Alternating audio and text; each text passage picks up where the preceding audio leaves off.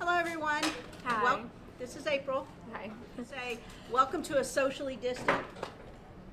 We're almost a good 6 feet apart. Not You quite. go a little but further? Yeah. A socially distant episode. I'm here with your friendly nurse, April, Hello. and we're going to talk about the coronavirus and being safe. But first, she's going to take my temperature to make sure that I'm not running a fever. You know, we're always told not to be around people if we have a fever. 98.4. So am I normal? That's exactly normal. I'm exactly. That's fantastic. No one can say I'm not normal. You know, so we're told not to go around people when we have a fever. But right now, we're considering it anything over 100 degrees of fever. So we want you to stay home if you are running a fever. 100.0 is what we're considering a fever. 100.0. Yes. Okay, so what should someone do if they have a fever? Whether who knows? Whatever. Lots of things causes fever. Correct. So what should they do if they have a fever? Just stay home. That's it. Stay home.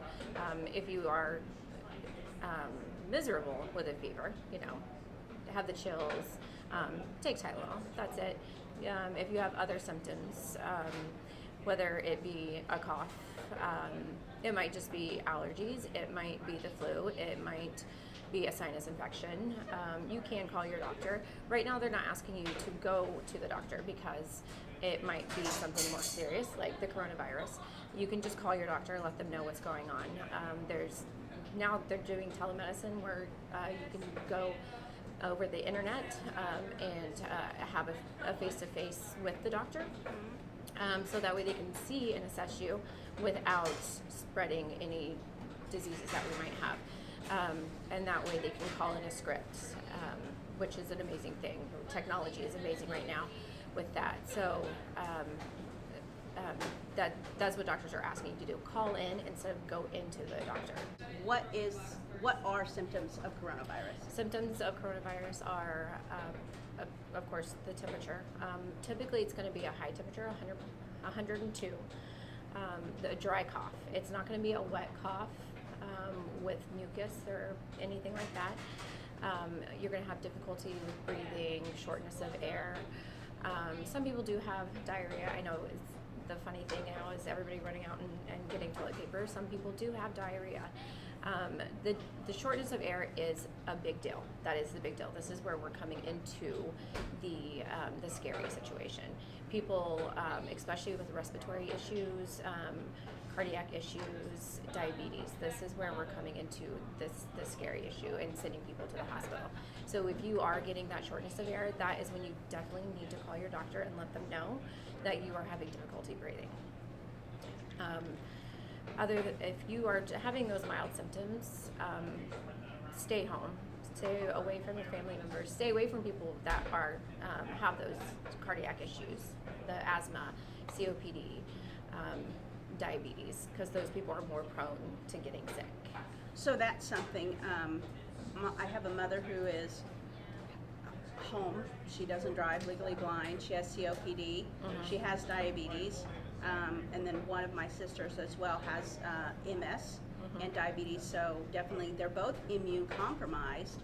So I'm trying to stay away. I still, I'm like, go in the front yard, visit from Yes. the porch kind of thing. Try to keep my distance. Right. But, I was thinking about even taking my mother to the grocery store. I mean, I'm probably going to have to even limit that. What do you think? Car rides?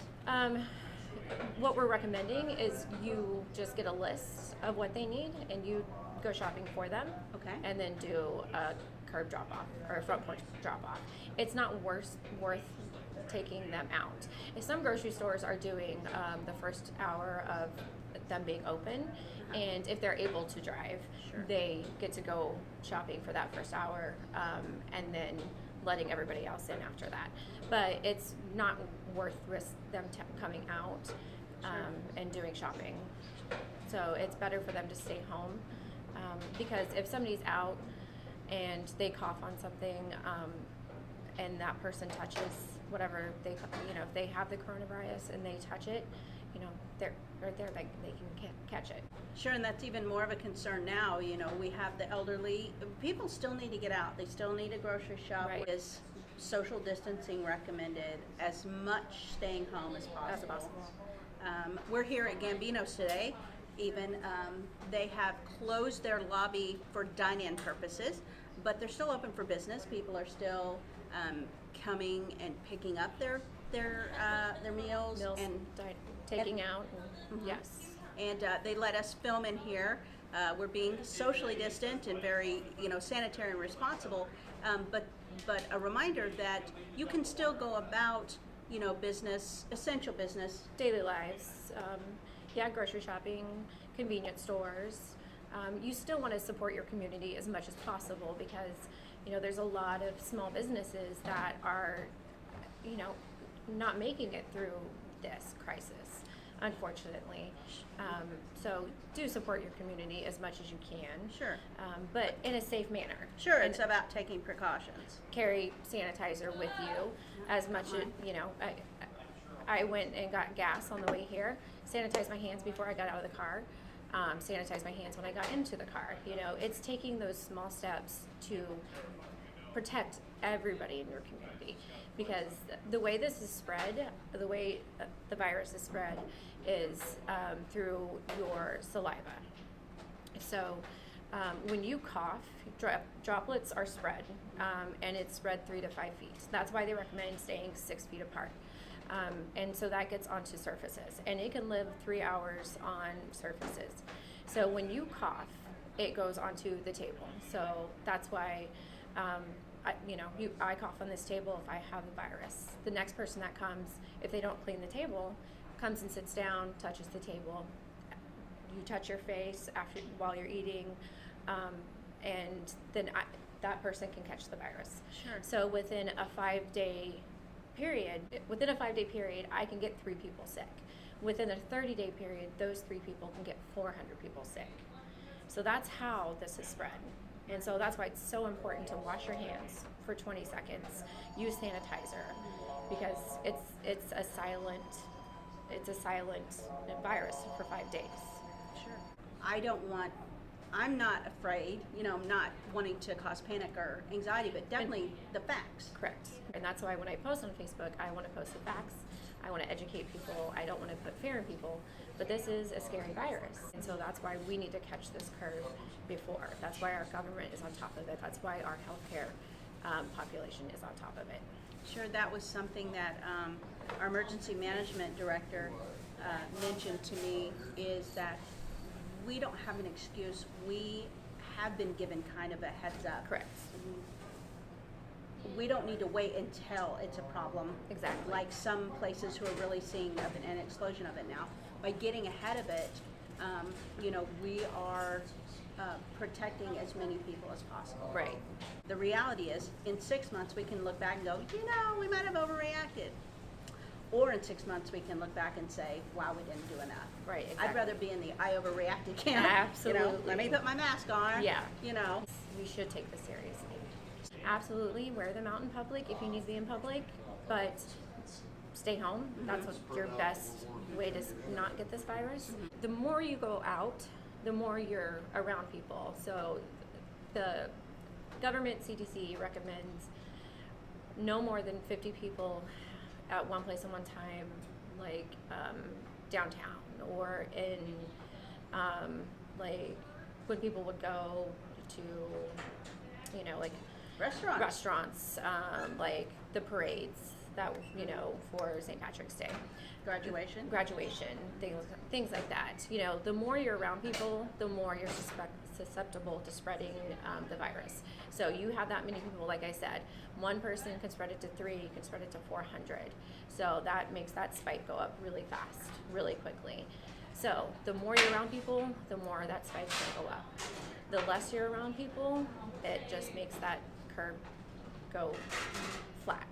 And that's kind of what we're doing by having such strict measures, canceling school for the rest of the semester or going completely online, working from home, just doing as as little as possible that could put you in contact with other people is really hopefully going to help us reduce that workload on our healthcare professionals. Right. Call your doctor if you Yes. are concerned.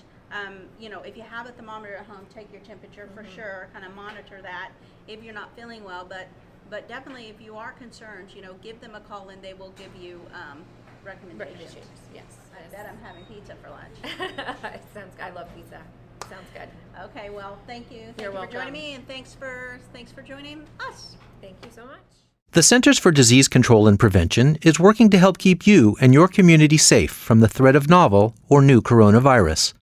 Take the following everyday steps to help avoid the spread of all respiratory viruses. Wash your hands often with soap and water for at least 20 seconds. Cover your cough or sneeze with a tissue. Throw the tissue away and then wash your hands. Avoid touching your eyes, nose, and mouth. Clean and disinfect frequently touched objects or surfaces, such as remote controls and doorknobs. Avoid close contact with people who are sick. And stay home if you are sick. Call your healthcare provider if you develop fever, cough, or difficulty breathing. For more tips, visit cdc.gov.